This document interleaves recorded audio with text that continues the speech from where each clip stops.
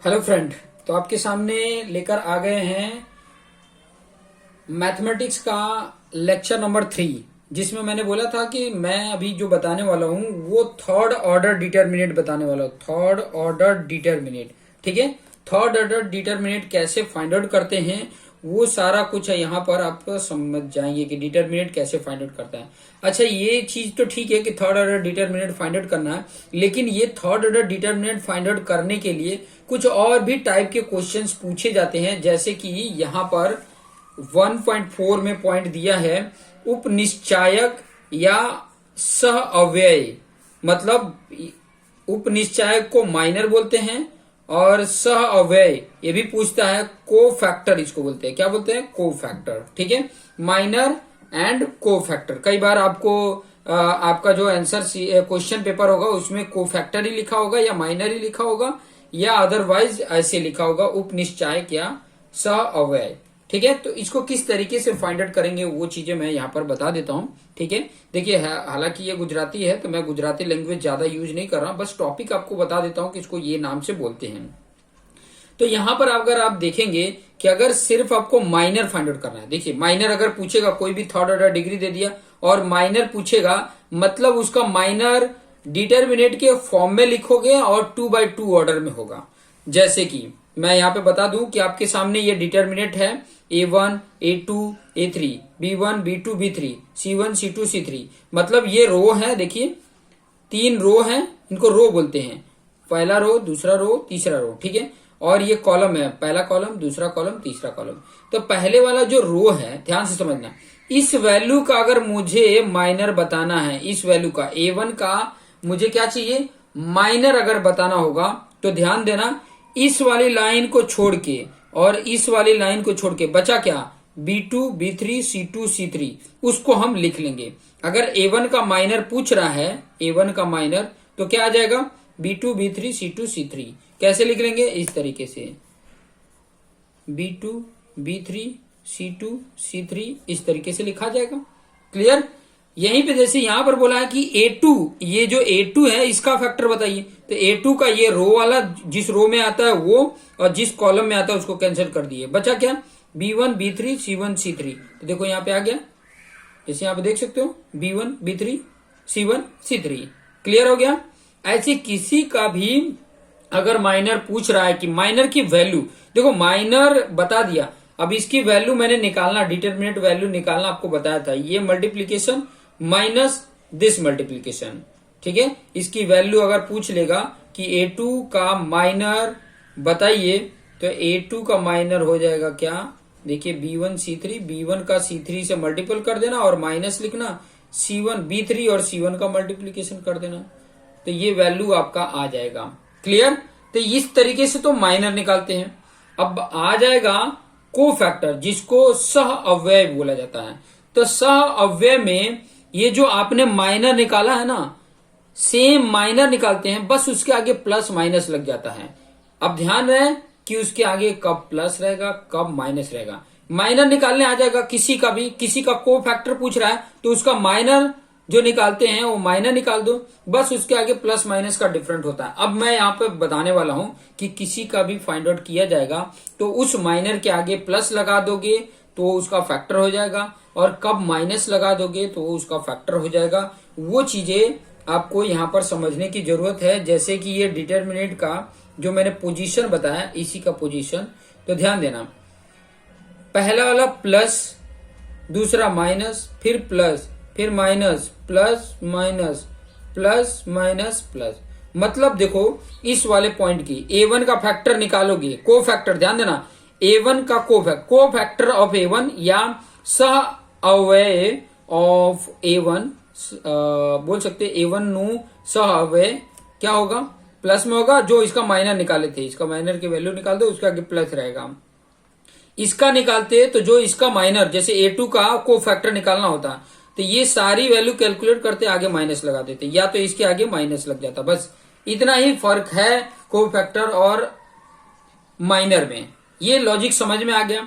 अच्छा, यही लॉजिक के बेस पे डिटरमिनेट जो थर्ड ऑर्डर का निकालते हैं वो और भी आसान हो जाता है।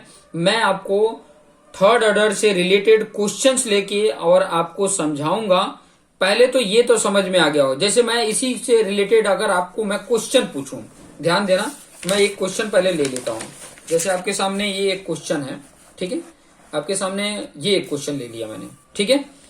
अगर मान लीजिए इस क्वेश्चन में मैंने बोल दिया 7 का माइनर बताइए, ध्यान से समझिएगा, 7 का माइनर, तो माइनर में देखो ये वाला और ये वाला पार्ट कैंसल, क्लियर, बचेगा क्या 5 0 -1 3, तो माइनर में 5 3 जा 15 माइनस 1 0 जा 0, तो 5 3 जा 15 इसके माइनर आ गए। बट ये 7 का को फैक्टर पूछेगा तो इस जगह पे माइनस होता है, देखिए ये वाले लॉजिक में समझाया हुआ, इस वाले के लिए माइनस माइनस लगा दोगे वहां -15 हो जाएगा।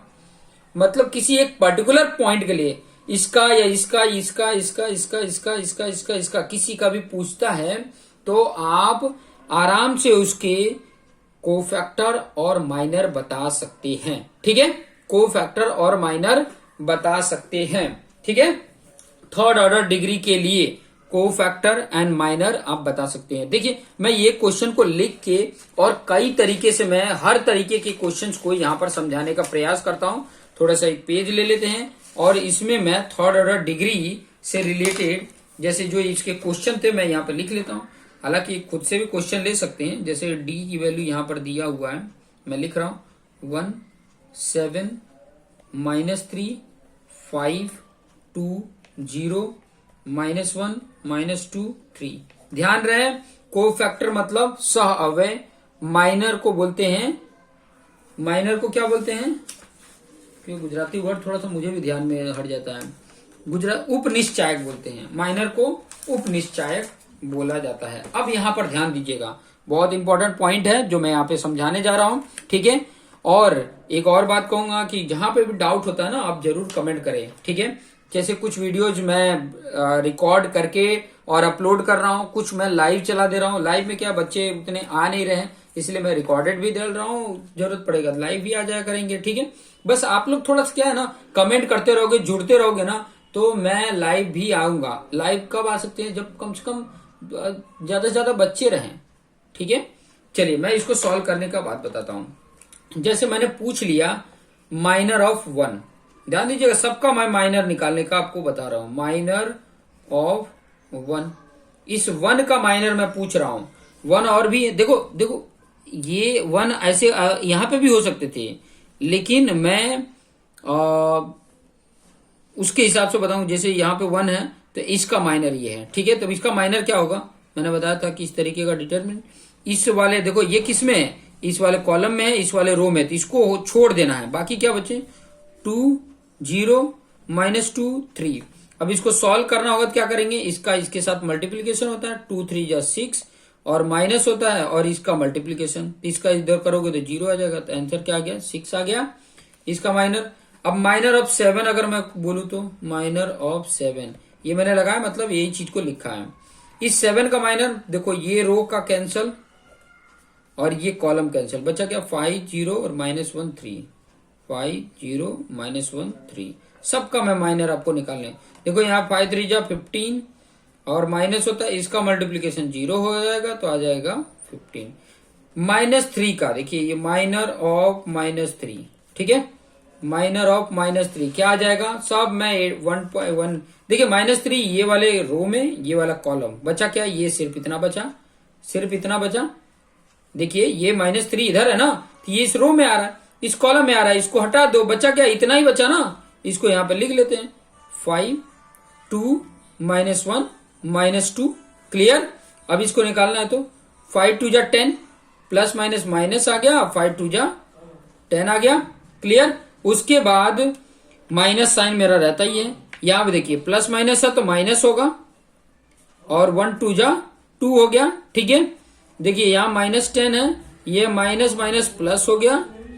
अब देखिए प्लस माइनस है तो माइनस होगा, 10 में से 2 को माइनस करेंगे 8 आ जाएगा और बड़े वाले का साइन जो रहता है वो लग जाएगा, तो -8 इसकी वैल्यू आ गई, क्लियर।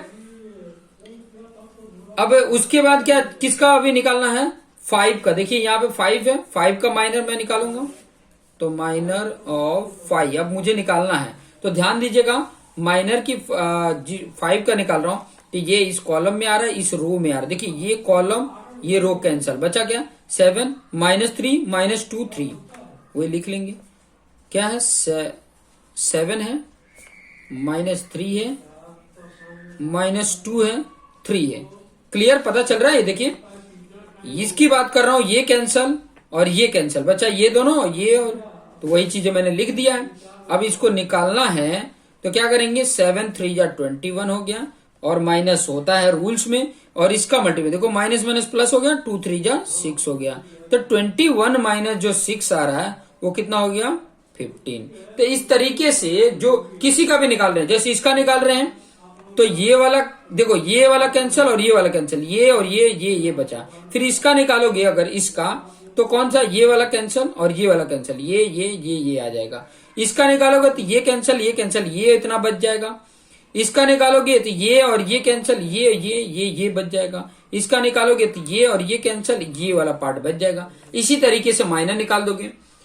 को फैक्टर में सिर्फ और सिर्फ डिपेंडेंट क्या होता है, को फैक्टर में अगर मैं को फैक्टर इसी का निकालूं, को फैक्टर ऑफ 1 निकालता, जैसे इसी का, जैसे ये निकाला को फैक्टर ऑफ 1, तो इसके माइनर ऑलरेडी 6 थे और मैंने साइन बताए हैं। देखिए ये 1 कहां था, यहां था, तो ये प्लस होता था, ये माइनस, ये प्लस, ये माइनस, ये प्लस, ये माइनस, ये प्लस, ये माइनस, ये प्लस, तो ये तो प्लस है तो इसकी वैल्यू 6 आ जाएगी। ठीक है, हालांकि ये लिख के फिर बाद में इसके आगे साइन लगाओगे प्लस का और लिखोगे। इसका जब निकालेंगे तो माइनस लिख के ये निकालोगे तो -15 आ जाएगा। इसका निकालोगे तो प्लस होगा, जो वैल्यू आया वही रह जाएगा। जो माइनस जिसके आ रहा है वही चेंज होगा, प्लस वाला तो वही रहेगा। ठीक है, तो लॉजिक आपको ये पॉइंट समझ में आ गया होगा कि को फैक्टर और माइनर क्या होता है। ये सिर्फ थर्ड ऑर्डर डिटर्मिनेट में ही होता है, थर्ड ऑर्डर डिटर्मिनेट में ही होता है, सब में नहीं होता है। तो थर्ड ऑर्डर डिटर्मिनेट के लिए एक्सपेक्टेशन ये है कि आपको माइनर क्या होता है, को फैक्टर क्या होता है। माइनर के लिए बोला जाता है उपनिश्चायक और को फैक्टर को बोला जाता है सह अव्यय। तो ये अगर इस तरीके के क्वेश्चन आएंगे तो एक्सपेक्टेशन ये है कि आप कर लेंगे। ठीक है, मेरा ये मानना है कि आप कर लेंगे। तो ये इतने ही पॉइंट इसमें रखता हूँ, छोटे छोटे वीडियोज बना रहा हूँ, ज्यादा बड़ा नहीं, क्योंकि वैसे भी लोग ज्यादा मतलब टाइम का देख भी नहीं पाते हैं, पेशेंस लेवल बहुत कम है। तो ट्राई करें कि ये चीजों को देखें। नेक्स्ट जो वीडियोज होगा वो third order determinate find out, उसके डिटर्मिनेट कैसे फाइंड आउट करेंगे वो चीजें मैं सिखाऊंगा। बहुत इजी है, बहुत ज्यादा हार्ड नहीं है, बहुत आसानी से कर सकते हैं। ठीक है, तो जो आपके मित्र हैं, देखिए वीडियो अच्छा लग रहा है तो आपके मित्र जो दोस्त हैं उनको शेयर करिए और उनको बताएं कि यहां से आपको हेल्प मिल सकती है। पूरा का पूरा मैं कंप्लीट करके बताऊंगा और बहुत कम समय में कंप्लीट हो जाएगा। अगर लाइव रहते हैं तो मुझे लगता है कि 1 महीने में पूरा का पूरा डिटेल में एक्सप्लेन करके बता दूंगा। हाफ एन आवर 1 आवर का लाइव चल सकता है, क्योंकि लाइव में क्या है कि आप कनेक्टेड रहोगे, मुझे आप फेस कर रहे होगे तो आपको ज्यादा समझ में आएगा। कुछ आपके कमेंट आएंगे, वहीं पे जवाब भी मिल जाएगा। तो ट्राई करते रहिए। ठीक है, और अपने दोस्त मित्र को शेयर करना मत भूलिएगा, क्योंकि वो मैं आपके लिए हेल्प कर रहा हूं। आप ट्राई करो कि अपने सारे फ्रेंड के लिए हेल्प करो, आप खुद शेयर करो, पर्सनली शेयर करो, कि ताकि जो आपके क्लासमेट हैं चाहे बाहर के जो हैं उन सबको हेल्प मिल सके। Thank you.